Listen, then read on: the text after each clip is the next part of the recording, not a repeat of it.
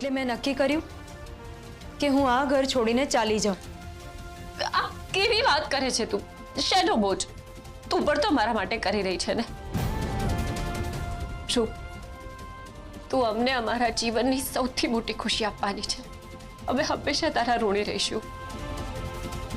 તારા પેટમાં અમારું બાળક છે, તો અમારી જવાબદારી છે. અત્યારે શું બોલે છે ને ત્યાં ડોક્ટર સામે શું બોલી રહ્યા હતા? હું આવી જ વાતોમાં આવીને મૂર્ખ બની ગઈ. મને લાગ્યું હતું કે સરગમ દીદી મને સાચે પ્રેમ કરે છે, પણ કેટલું જૂઠું. અને તારી મમ્મી ક્યાં છે?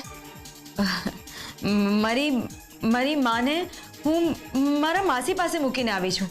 હા, મારા માસી અમારા બાજુના ગામમાં જ રહે છે. તમે એમની ચિંતા ના કરશો. અરે તું આ કેવી વાત કરે છે?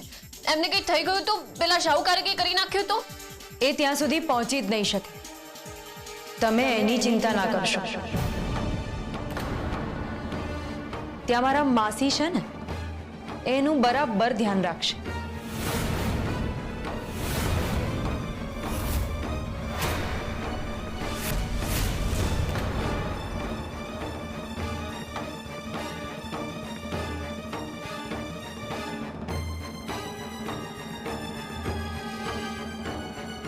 મને કેમ એવું લાગે છે કે રૂપ મારાથી કંઈક છુપાવે છે. હું હમણાં કંઈ જ નહીં કહું.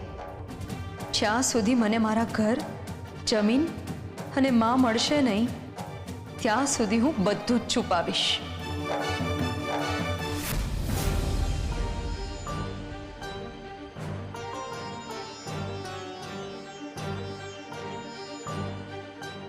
અયાન મને કહે છે ને કે હું એના જીવનની બેસ્ટ વ્યક્તિ છું. એ મને આદર્શ માને છે,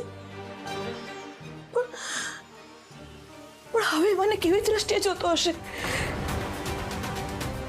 એ પણ એવું જ વિચારતો હશે ને કે હું ગાંડી છું. અમે શું કરી નાખ્યું? મેં શું કરી નાખ્યું?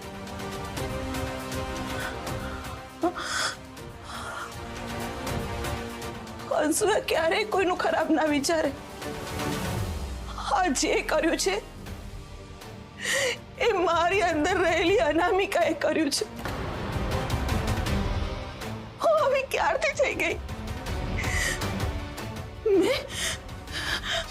મેં લજ્જાબેનને મારવાનો પ્રયત્ન કર્યો.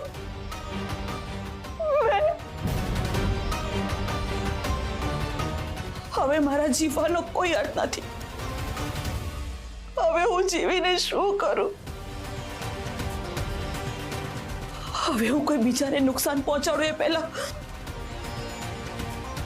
હું મારી જાતે જ મારી નાખું.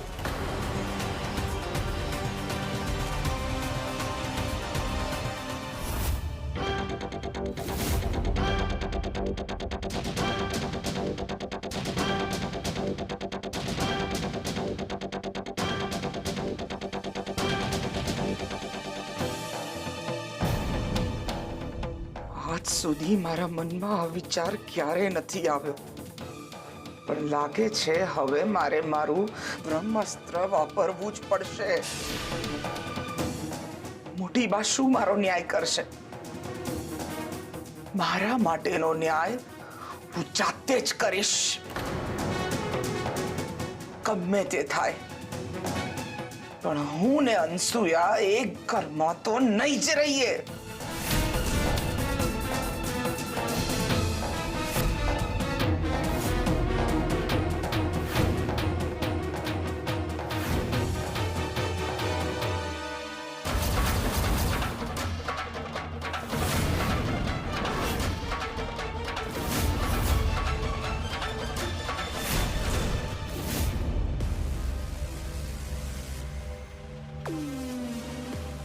Happy birthday to you. Happy birthday to you. આજે કોઈનો બર્થડે નથી. મને ખબર છે રૂપ બેટા, આજે કોઈનો બર્થડે નથી, પણ તારી મમ્મી માટે આજનો દિવસ બર્થડે થી ઓછો નથી. જો ને કેટલા ખુશ છે, કેટલા ખુશ છે. એમના માટે આજનો દિવસ એમનો બર્થડે જ છે, હે ને કાકી? લે રૂપ બેટા, એમની સાથે વાત કર. રૂપ, માં, રૂપ, મને તો ત્યાં કરતા પણ અહીંયા વધારે ફાવે છે. આ લોકો બધા મારું બહુ ધ્યાન રાખે છે. આજે તો ગામમાં જે મેળો લાગ્યો છે ને, ત્યાં પણ મને લઈ ગયા હતા અને મને સરસ જમવાનું પણ ખવડાવ્યું. હું અહીંયા બહુ ખુશ છું રૂપ. માં, ના ના ના ના ના ના રૂપ બેટા, રડીશ નહીં. મેં તને કહ્યું હતું ને કે તારી મમ્મી અમારી સાથે ખુશ રહેશે, એટલે તું એ બધી ચિંતા છોડી દે. પણ મને એમ કે તે મારું કામ શરૂ કરી દીધું. એ બધું છોડો. તમે પહેલા મને એમ કહો કે હું આ બધું કરીશ તો મને મારું ઘર અને જમીન પાછા મળશે ને? જો રૂપ, મારું કેવું છે કે એકવાર હું વચન આપ્યા પછી ફરતો નથી. મારા ગરજેલા વાદળ વરસે જ. એટલે તું એની ચિંતા છોડી દે. પણ એક વાત યાદ રાખજે રૂપ, કે જો આ વાતની કોઈને ખબર પડી તો તારી માને હું જીવતી નહીં રાખું. એ યાદ છે ને? હા, મને બધું યાદ છે. તો બહુ સારું. ખાસ તો એ શહેરીજનોને ખબર ન પડવી જોઈએ. તું મારું કામ શરૂ કરી દે.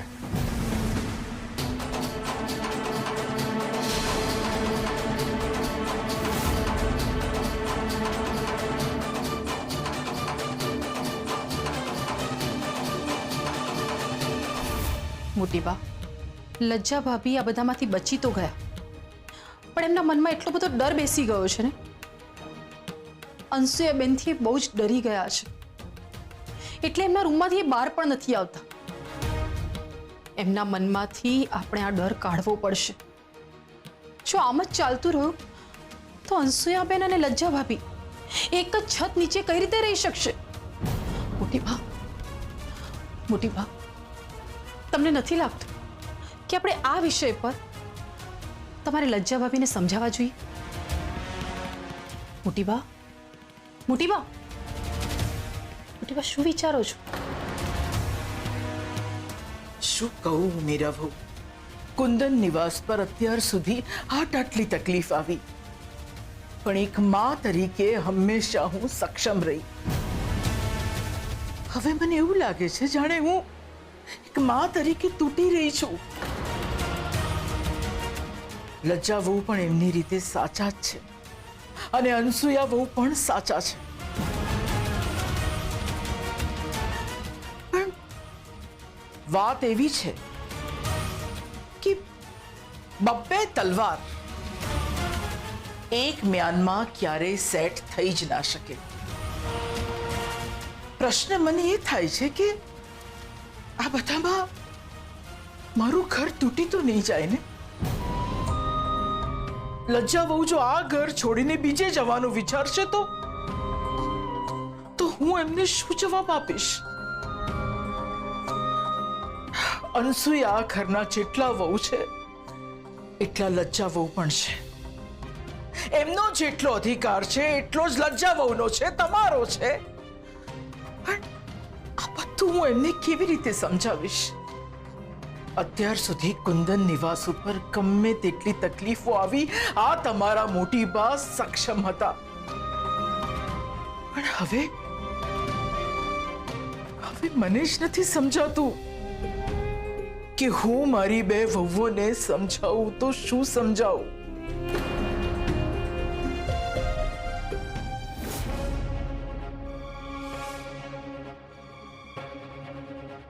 રૂપ, શું થયું? તું કેમ રડે છે? કઈ નહીં. ના, કંઈક તો વાત છે. બોલ ને, શું થયું છે?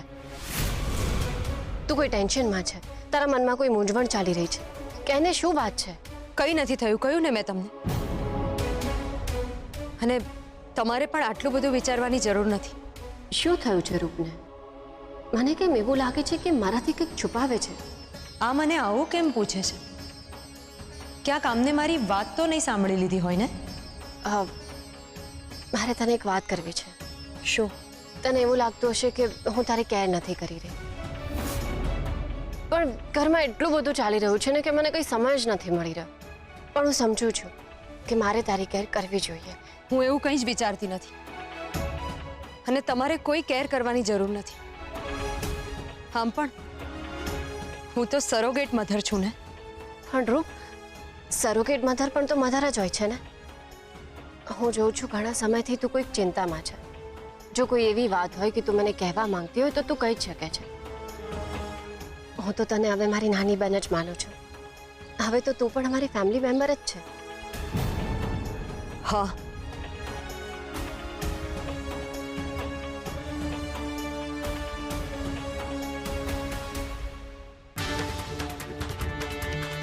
હું અને ફેમિલી મેમ્બર, બોલવામાં અને હોવામાં બહુ જ ફરક છે. મને નાની બેન કહો છો, પણ જ્યારે મારો જીવ બચાવવાનો સમય હતો ત્યારે ક્યાં હતો આ બેન માટેનો પ્રેમ? અને એ કહે છે કે હું એમને બધું કહું, પણ બધું કહી દીધું એનું પણ શું કર્યું તમે? હવે બધું કહીને પણ કોઈ અર્થ નથી.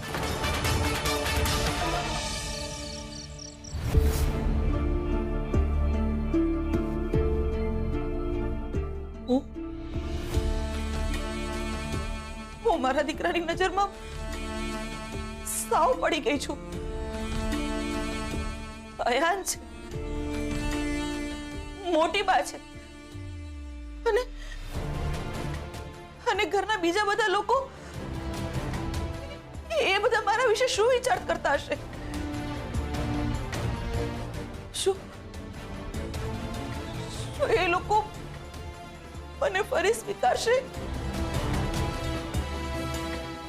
ના, હવે એ લોકો મારો ક્યારેય સ્વીકાર નહીં કરે. મારા કારણે એ લોકોના જીવનમાં તકલીફ આવે એવું નથી ઈચ્છતી. અને એટલે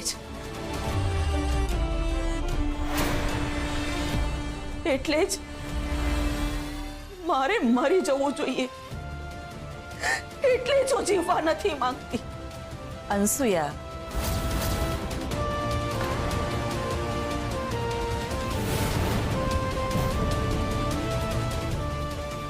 તારે તારી જાતને નહીં, પણ તારી અંદર રહેલી સ્પ્લિટ પર્સનાલિટીને ખતમ કરવાની છે.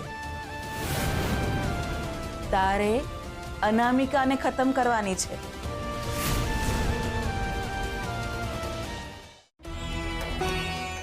ના, મને જીવવાનો કોઈ હક નથી.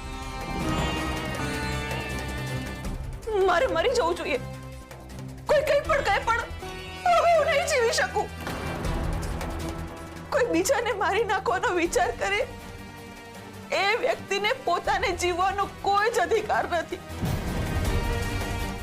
અને એટલે જ મને જીવવાનો કોઈ જ હક નથી. કોઈ હક નથી. મને જીવવાનો કોઈ હક નથી.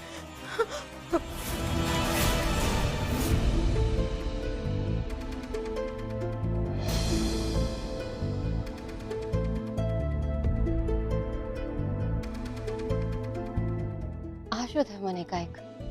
મને આવું કેમ લાગ્યું?